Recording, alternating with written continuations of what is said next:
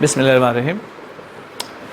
जी topic है about geostationary satellite. ये बहुत अच्छे सैटेलाइट हैं, इम्पोर्टेंट हैं, मज़े के हैं, कम्युनिकेशन में हेल्प करते हैं, मौसम का हाल बताते हैं, आर्मी इसको इस्तेमाल करती है, नेविगेशन में इस्तेमाल होते हैं, तो बहुत इम्पोर्टेंट सैटेलाइट हैं। ये हमने इनका रेडियस मालूम करना है और देखना है कि ज़मीन से कितनी बुलंदी पर होते हैं। ये अर्थ है,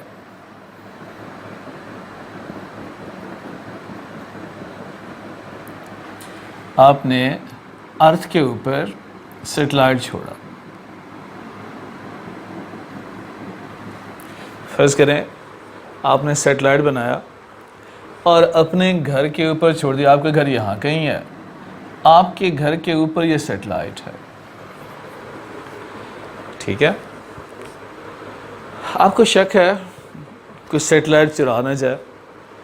अब सुबह दोपहर शाम इसको देखते हैं कि आपके घर के ऊपर है या नहीं है, ठीक है।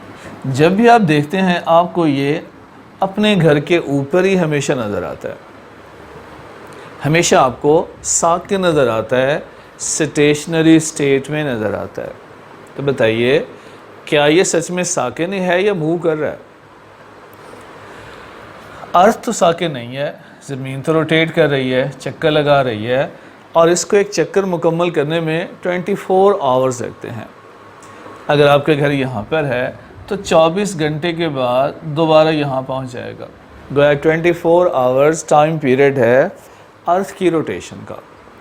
तो जब आपका घर जो ए पॉइंट पर है यहाँ पर आ गया तो सैटेलाइट आपके ऊपर ही है। जब आपका घर यहाँ पर है तो आपने देखा सैटेलाइट आपके घर के ऊपर है, आपका घर यहाँ पर है तो सैटेलाइट आपके ऊपर ही था। इसका मतलब ये हुआ कि ये सैटेलाइट साकिन नहीं है, बल्कि ज़मीन के साथ सिंक्रोनाइज हो गया। जैसे जैसे ज़मीन रोटेट करती है ये भी उसी टाइम पीरियड से, उसी फ्रीक्वेंसी से ज़मीन के गिर्द चक्कर लगा रहा है। क्योंकि ये ज़मीन के साथ सिंक्रोनाइज हो गया। सिंक्रोनाइज क्या होता है? जिनकी फ्रीक्वेंसी टाइम पीरियड मैच कर जाए उसे हम सिंक्रोनाइज होना कहते हैं। गोया इसका टाइम पीरियड भी 24 आवर है जो ज़मीन का टाइम पीरियड है, ठीक है।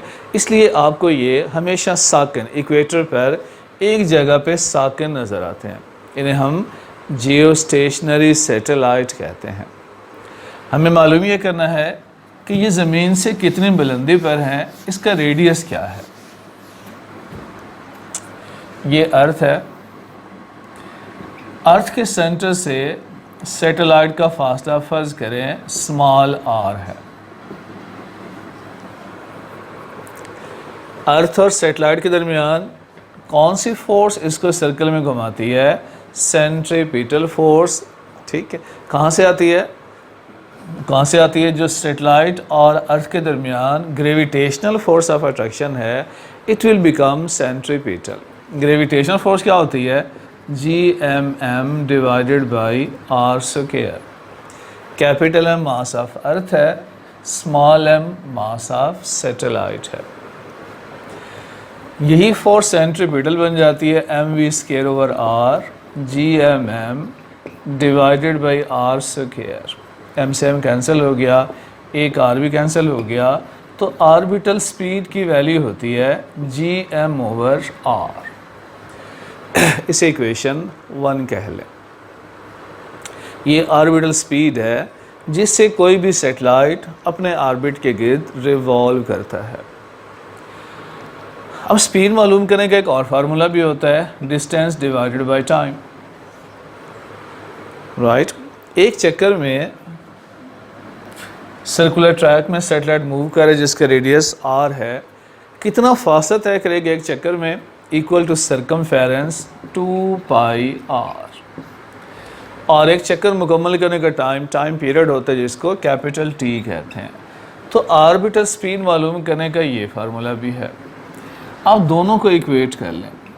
एक की वैल्यू है 2πr ओवर T, जबकि एक की वैल्यू है GM divided by R and root. दोनों तरफ स्क्वायर कर लें, 4 pi square R square divided by T square is equal to G M divided by R. ये आर ऊपर ले आए तो आर क्यूब हो गया, जिसका फार्मूला होगा G M T square divided by 4 pi square. या आर की वैल्यू क्या बनेगी, R is equal to G M T square divided by 4 pi square की पावर 1/3 हो गई। ये 3 वहाँ जाकर 1/3 बन जाएगी। तो ये आर है, सेंटर ऑफ अर्थ से सैटेलाइट का फासला है। इसमें सारी वैल्यूज़ का हमें पता है। जी के लिए क्या लेते हैं, ग्रेविटेशनल कांस्टेंट है 6.67 10⁻11 न्यूटन मीटर स्क्वायर पर किलोग्राम स्क्वायर। मास ऑफ अर्थ का पता है 6×10⁻24 किलोग्राम। टाइम पीरियड 24 आवर्स है, इसके सेकंड बना लें, 24 × 3600 सेकंड बन गए। पाई की वैल्यू का पता है, तो जब सब वैल्यूज़ पुट करेंगे आर की वैल्यू आ गई 42,400 किलोमीटर। तो 42,300 या 42,400 किलोमीटर ये ज़मीन के सेंटर से सैटेलाइट का टोटल फासला है, राइट। अगर देखना चाहें कि अर्थ सरफेस से कितने ऊपर हैं, ज़मीन की सतह से कितने ऊपर होते हैं, अगर ये हाइट मैं h ले लूँ और ज़मीन का रेडियस कैपिटल R होता है, तो R स्मॉल r किसके बराबर होगा, radius of earth plus h height above ground. ये टोटल R किसके बराबर होता है, R प्लस h। यहाँ से अगर h की वैल्यू मालूम करें तो R minus radius of earth हो गया।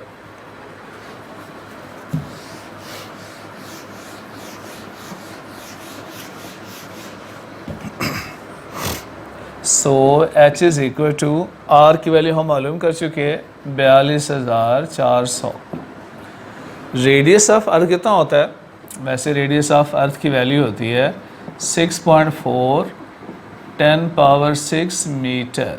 इसे लिख सकते हैं 6400 किलोमीटर। तो किलोमीटर में लिखें तो 6400 किलोमीटर बन गया। ये किलोमीटर में है, रेडियस ऑफ अर्थ के भी किलोमीटर बना दें तो ये बनेगा 36,000 किलोमीटर। गोया ज़मीन की सतह से ये सैटेलाइट राउंड अबाउट 36,000 किलोमीटर ऊपर होते हैं। और ये स्टेशनरी अपेयर होते हैं, साकिन अपेयर होते हैं। इनका टाइम पीरियड ज़्यादा है, मैंने बताया था। ज्यों-ज्यों आर बढ़ता जाता है, आर्बिटर रेडियस बढ़ता जाता है, तो टाइम पीरियड बढ़ता जाता है, स्पीड कम होती है, ठीक है। स्पीड में कमी आती है, टाइम पीरियड बढ़ जाता है, और फ्रीक्वेंसी टाइम पीरियड के बढ़ने से फ्रीक्वेंसी कम हो जाती है। जो क्लोज ऑर्बिटिंग सैटेलाइट था जो हमने पहले पढ़ा था, उसका टाइम पीरियड जस्ट 84 मिनट था। वो ज़मीन के गिर्द 84 मिनट में चक्कर पूरा करते हैं, मगर जो ज़्यादा हाइट पर है इसका टाइम पीरियड कितना हो गया, 24 आवर बन गया।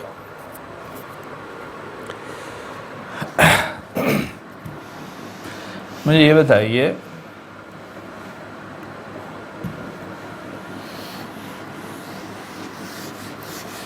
दो क्वेश्चंस के आंसर मुझे देंगे। पहला है इफ़ आर बिकम, कितना बढ़ा दें, 4 टाइम बढ़ा दें। जो आर्बिटर रेडियस है अगर उसकी वैल्यू 4 टाइम बढ़ा दी जाए, then what will change in time period of geostationary satellite?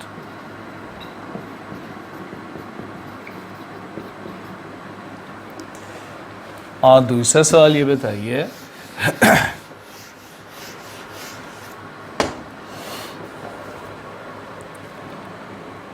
दो सैटेलाइट हैं, ये अर्थ है, एक का फासला r1 है और एक का फासला r2 है, दोनों डिफरेंट डिस्टेंस पर हैं। दो सैटेलाइट हैं, एक A और एक B, दोनों का डिस्टेंस डिफरेंट, मुख्तलिफ फासला है r1 r2। सवाल ये है कि angular velocity which satellite between A and B satellite, which one has more, number one, angular velocity, number two, linear velocity। अगर दो डिफरेंट डिस्टेंस पर दो सैटेलाइट हैं तो बताना है एंगुलर वेलोसिटी किसकी ज़्यादा है, लीनियर वेलोसिटी किसकी ज़्यादा है, if time period is same. अगर दोनों का टाइम पीरियड सेम हो तो ये दो क्वेश्चन मुझे बताइएगा। Okay, thank you.